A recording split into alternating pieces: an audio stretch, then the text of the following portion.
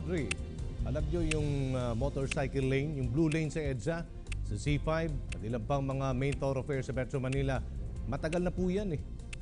Yung consistency sa pagpapatupad ng batas, yung competency po sa mga namumuno ng bagong pangalang Department of Transportation, yun ang kawalan ng disiplina ng ilang nating mga motorista, lalong-lalo na sa Calagang, Maynila, ay ilan sa mga problema talaga natin kung bakit masikip ang daloy ng trapiko.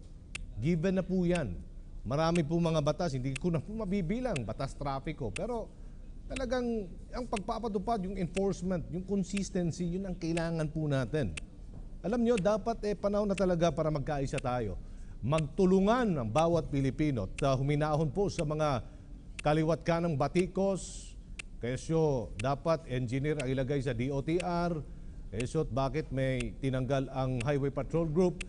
Bakit nagkaroon tayo ng Interagency Council for Traffic sa Metro Manila? Alam nyo, kung wala kayong may tutulong na lang, huwag na lang kayong bumatikos.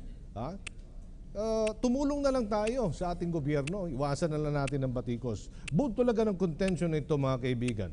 Panahon na talaga na i-decongest ang Metro Manila. Palaguin ang mga munisipalidad, lungsod sa labas po ng Metro Manila. Palaguin ang epektibong mass transport system sa labas po ng Maynila.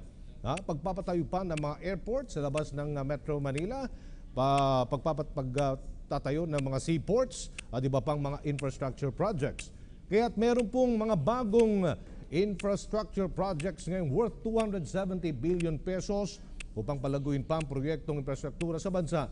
Aprobado na po yan ng Pangulong Rodrigo Duterte.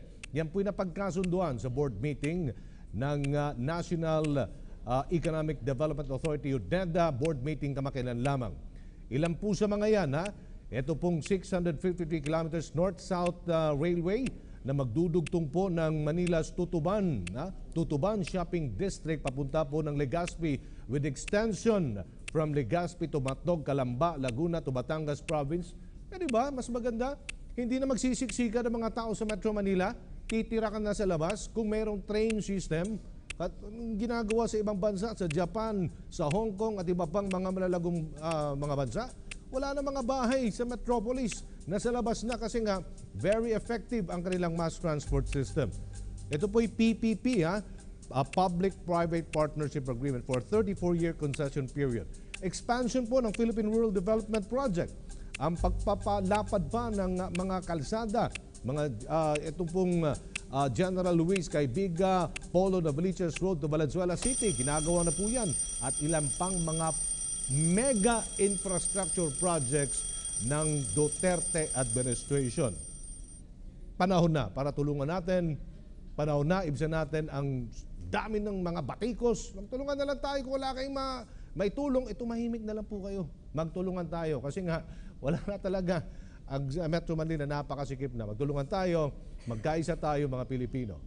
Balikan muna natin mga kasama natin sa Good Morning Pilipinas, yung Ligod Aljo Bendio, nagkakaisalamat, dalay ko ng Diyos.